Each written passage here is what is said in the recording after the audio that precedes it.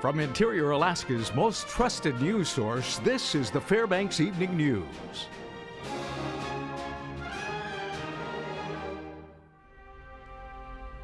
Good evening. Thank you for joining us. Testimony continued into day 20 of the post-conviction relief hearing for the group of men known as the Fbx Four, with testimony from two key witnesses in the case.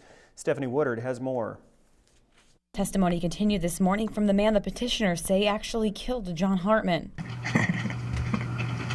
With help from his lawyer and a grant of immunity, Jason Wallace wrapped up his testimony in Superior Court. Let me make it clear once again, just for the record and for everybody, I'm not cooperating with the state.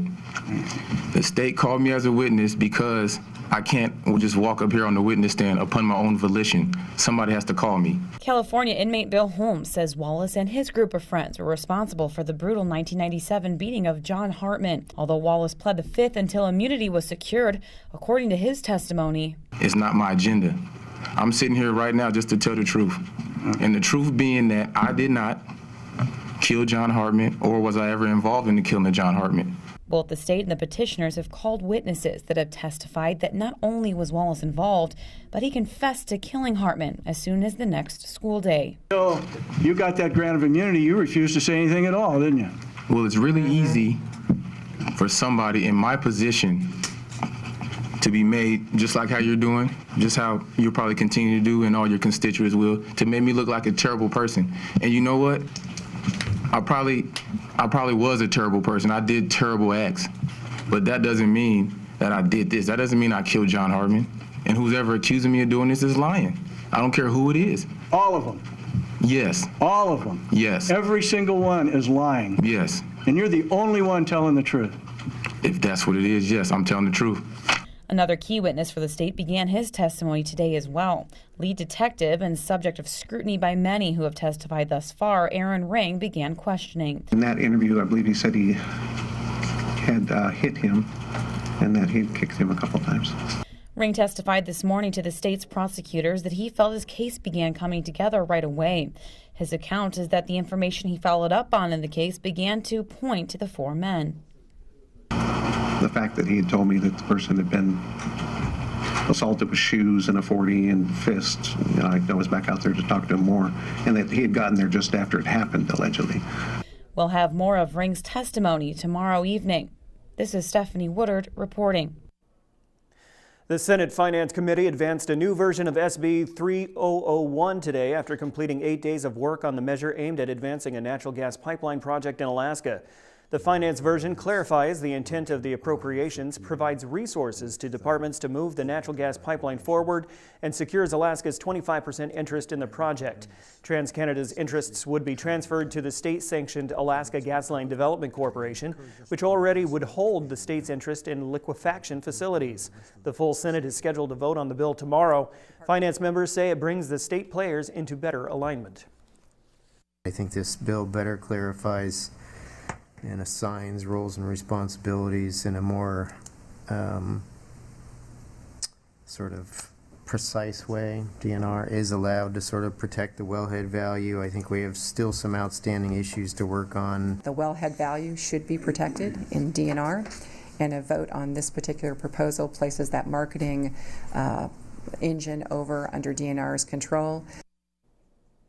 In 2 days, an important town hall meeting will be held at the Pioneer Park Civic Center as part of a process to determine which of 5 proponents will receive the go-ahead to bring natural gas to the interior. The Alaska Industrial Development and Export Authority, or as it's more commonly recognized as ADA, is encouraging the public to come to the meeting with questions and suggestions for the 5 competing corporations. Locally, the Fbx Economic Development Corporation, or FEDCO, wants to ensure that there are plenty of jobs for Alaskans. They had a very high percentage of local hire, and of course we'd like to see that as much as possible. It's lowering the cost of energy to our community, but also, again, good community jobs. We're really about, I think all of us in the community are about building opportunity for our community and for our progeny. And when we return, Phillipsfield Road is quickly becoming one of the more dangerous areas for drivers in the Fairbanks vicinity, and it happened again today. Also, the Fairbanks Fire Department recognized a man last Friday who has given 43 years of his life to the department. We'll tell you who when we return. Welcome back. U.S. Secretary of Defense Ashton Carter visited Fairbanks and spoke with 200 soldiers and airmen last week. Ryan Grimes has that story. If you look at a globe, you see that Alaska is on the way from the United States to just about everywhere else. And of course, that's a two-way street, so it means that everything that could affect us comes over or by or near Alaska. The U.S. Department of Defense Secretary Ash Carter toured locations central to the Indo-Asia-Pacific Theater. This includes Alaska. Carter says the 49th state is a central location with considerable proximity to the region. The Indo-Asia-Pacific includes the United States, Russia, China, North Korea, and 41 other countries. Half of humankind and half of the economy of the world resides there.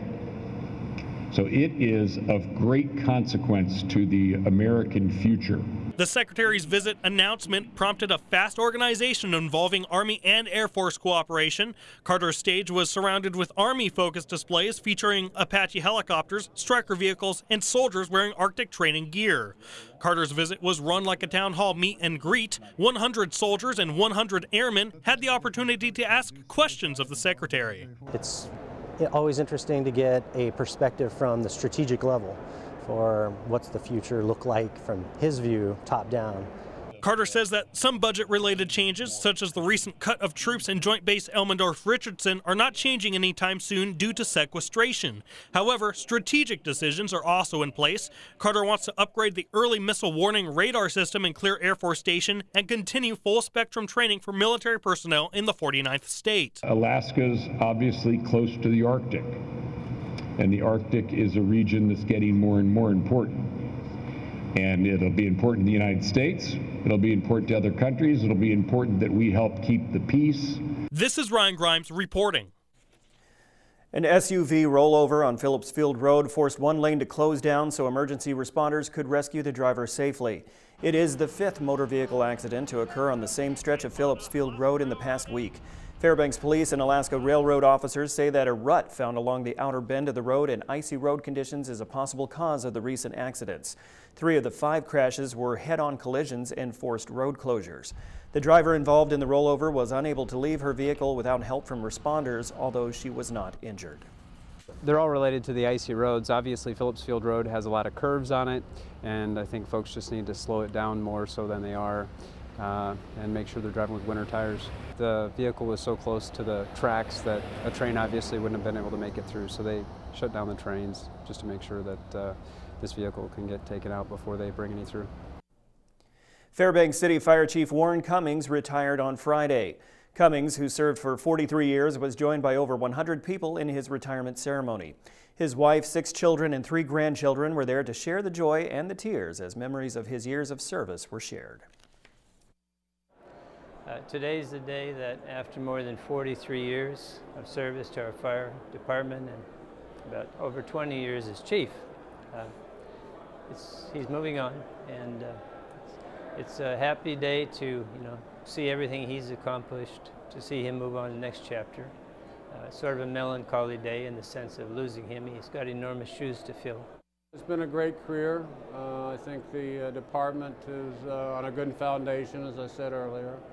And all they got to do now is continue to build on that foundation, and should be an outstanding fire department as we go forward into the years. Joe Cook is next with sports and brings us the weekend recap. The Ice Dogs score a bunch of goals in their last series, and the Nanook volleyball team is trending upward. All that and more with Joe after the break. Hello, Interior Alaska. Joe Cook here this Monday night with the weekend recap and local sports. The Fairbanks Ice Dogs concluded a high-scoring series against the Johnstown Tomahawks with a sweep after a scoreless first period on Friday night. Fairbanks scored 5 goals in the first period alone. They led 5-1 at the end of the first. Johnstown, they showed some fight, outscoring the Ice Dogs 4-2 in the second and third periods.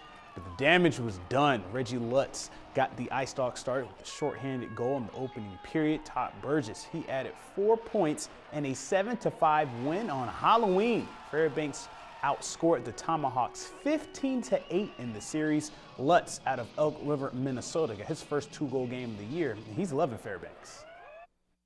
Yeah, we're just a really deep team, and it's fun to play with all these guys in there. Everybody gets along, and it's just fun playing up in Alaska. I've never been up here, so great fans. It's so fun to play up here. Yeah, hopefully we'll piece a couple together, but let's take it one game at a time, and we go down to Kenai this weekend, so we'll see how that goes. Unfortunately, the Minnesota State Mavericks got a measure of revenge this weekend over the Alaska Nanooks. After having the Mavs number last season, Mini State swept the Nooks on Saturday night with a 2-1 win. Alaska gave them everything they had without Captain Tyler Morley, who was serving a one-game suspension from a hit on Friday night. Rookie John Mullally scored his first career goal in the first period there. UAF was up 1-0 going into the first intermission, but Teddy Bluger tied the game with a power play tally in the second for the Mavs, and Brett Knowles, he scored the game winner in the third period. Alaska falls to 2-4 on the year and 0-2 in the WCHA. UAF hosts Northern Michigan this weekend. We're finally starting to see the potential of the Nanook volleyball program. On Saturday, they roared back for a 5-set victory over St. Martin's. Lots of numbers to break down here. Down 0-2, Alaska took the final 3 sets, 25-20, 25-12, 15-13. Miranda Greaser tied the program record for most aces in a match with 8 to go along with 37 assists. Sam Hartoon added a match-high 20 kills. Alaska earned its 4th conference win of the year, which is the most since 2012. UAF has now won back-to-back 5-set games. They are now 3-3 on the year in 5-set matches. Hartoon was named the GNAC Offensive Player of the Week today for posting 47 kills in 2 matches. The Nanooks will host Northwest Nazarene and Central Washington this week. Both of those teams are in a 4-way tie for first place in the GNAC. At the end of the Region 6 Swim and Dive Championships, both West Valley teams were on top of the podium. The dynasty continues. The Wolfpack sweep the region titles. The boys team, they won their 7th straight with 144 points. The girls team, they won their 8th straight title with 123 points. Maybe the surprise team was the Hutchinson Hawks, who are the Region 6 runner-ups. LC Evershed won 2 events, and Noah Palmer won the 200 IM for the Hawks. Lathrop finished 3rd. The state swim and dive meet is next weekend at Bartlett High School in Anchorage.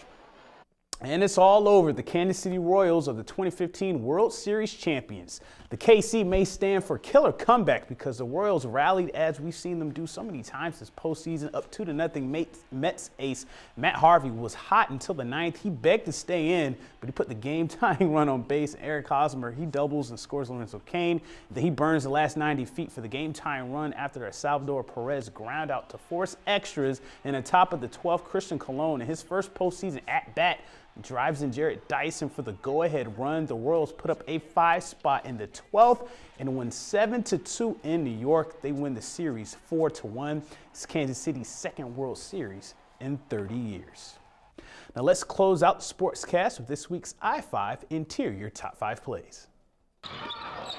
Starting off at number 5, UAF's men's hoops. Newcomer Neil Chavez finds returner Isaac Ladinez with a nice no-look pass for a bucket in last Friday night's blue-gold game. At number 4, check this out. Kiana King of Monroe scores a point falling down at the net, but finds a spot in the Galena defense as the Rams sweep the Hawks on senior night on Thursday. Number 3, Tristan O'Donohue of the West Valley swim team wins the 100 backstroke in 54 seconds, helping lead the Wolfpack to another Region 6 title sweep on Saturday.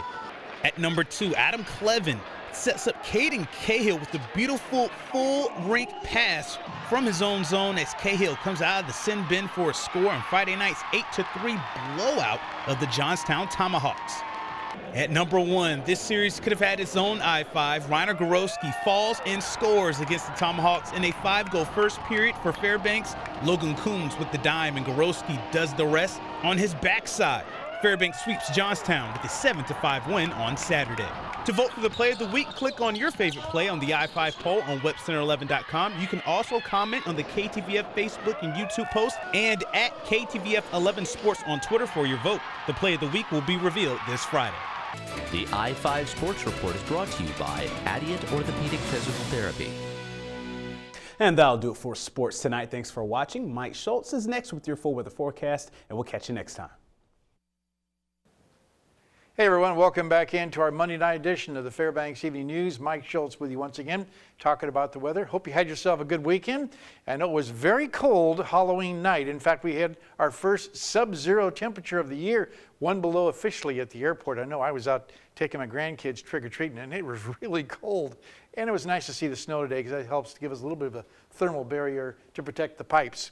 Nice picture sent in by Debbie Dickman. Moon through the trees there. Very beautiful picture. And as always, if you have a photograph you want to share with us, send it to photos@ktvf11.com. Looks almost like it was Halloween night, huh? Here's our numbers right now. 27 degrees for the high. The low last night, 19. Record high, 48 in 1926. But look at that record low, 33 below in 1907. So it can be really cold this time of year. Our sunrise and sunset, about 7 hours and 44 minutes of daylight. That's a loss of 7 minutes from yesterday. On the satellite and radar, lots of energy moving across the southern Gulf of Alaska. Most of it is staying south of the Alaska Range. We had a few showers moving through the area today. This band of snow bringing some very heavy snow to the western sections of Alaska, but it's all moving to the north, as you can see there. And the latest radar in the Fairbanks area is showing a little band of showers still moving through, but after that, things are going to quiet down considerably, and tomorrow looks like a lot better day than today. Now, as far as what's going on across the rest of the state, over southeast Alaska, it's raining from Juneau right on down to Ketchikan. Chilly in Juneau, 37 degrees there. 31 and some light showers at Anchorage, maybe looking at snow later on this evening. Rain around the Kodiak region, 43 degrees there. Showers at Cold Bay, 40. And up and down the west coast, temperatures ranging from Bethel, 38 to 37 in Nome, with 17 degrees at Barrow and Fort Yukon at 18 degrees. Lower 48 weather. Over the northwest, it's cooled down over the Seattle area, and they're getting still some more rain falling in that area. Cooled down around San Francisco too. It's still warm across Las Vegas and Phoenix. Not too bad in Dallas, 74 degrees there. 73 at Denver. Minneapolis up to 70 degrees. And over the eastern side of the country, New York at 63, Washington, D.C. 66, some showers around the Miami area, and not too bad over the deep south. And you can see things are drying out nicely across all of Texas and the deep south, with more showers over the east coast. And then up and down the west coast, looking at a pretty good system here, bringing quite a bit of rain, snow, and a lot of batch of weather there, I should say, as you can see over Southern California. And then we're looking at tomorrow's today's forecast into tomorrow. Again, widespread rain and snow all over the area for the Southern California areas. All right, it's time once again for real quickly looking at the jet stream, as you can see, moving everything from the north to the south, down across the Rocky Mountains, and then lots of rain across the Great Lakes. Okay, now it's time for our kids' weather. And this week we're going to be visiting with the kids from Joy Elementary School. And here's a young man with a story about a tornado. My weather story is that when I was in Illinois, there was this storm, and it was a tornado, and my basketball hoop fell over, and we got hailstones, and it was huge. It must have been quite an ordeal for him. Again, thanks to Mount McKinley Bank for sponsoring our kids' weather. And tomorrow night, we'll have another young man here to share a picture that he has drawn.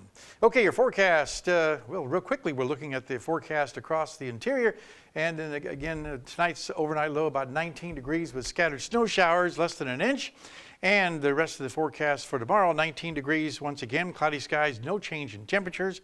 The 5-day outlook, again, looking at snow showers on Wednesday, cloudy skies on Thursday, partly cloudy skies on Friday, then a chance of snow back in the picture for Saturday and Sunday. Daytime highs right around the upper 20s, and overnight lows dropping down to the teens. And we're looking at, again, not much change in the overall pattern, except that we will see less snow opportunities until maybe in the weekend once again, and temperatures dropping down. But guys, that snow we got today was definitely a welcome sight, because not only does it cover up the roads and make them less dangerous, but also it protects the pipes for a freezing possibility. That's right, except for, of course, on Phillips Field Road. I'm not going to take that anytime soon. That's a nightmare, isn't it? Yeah, absolutely. Yeah. That's crazy. And fortunately, all of the road work's finished for the season, and so they got it done just in time. Good timing. Literally. Yeah. All right, very good. And so pretty moderate temperatures for the whole week, huh? Not too bad. Yeah, definitely above normal still. Yeah. Which is amazing. You did say Saturday night it got to -1. Yes. At one It point. did? But I Yes, was it asleep, did. so it doesn't count. Oh, wow. I did not know that. Don't forget the record low was 33 below this date. So don't feel so bad. Yep. Ooh, we got time to talk about Movember. Are you in this year? I actually got a head start. I don't know if anyone knows. Yeah, we're I know all- I'm we're all trying. gonna do it. I We're am all doing it, trying. yeah. All right. We're all supporting him. My facial hair has never been a strong suit of mine. Mine either. So That's why you use got a just little for head men, start just for last week, so hopefully I can get the full full thing. We'll All see. right, very good. It's all for Watch good our cause. updates. It's for a good cause. Yes, absolutely. That will wrap up this edition of the Fbx Evening News. We are glad you could join us. Tonight on NBC Nightly News, Republican presidential candidate Ben Carson has surged to the lead in a new poll released today. That's up next with Lester Holt. And J.R. Lewis will be back tomorrow morning during the Today Show with school bus schedules and news updates. All right, from all of us here at the News Center, have a great night. Good night.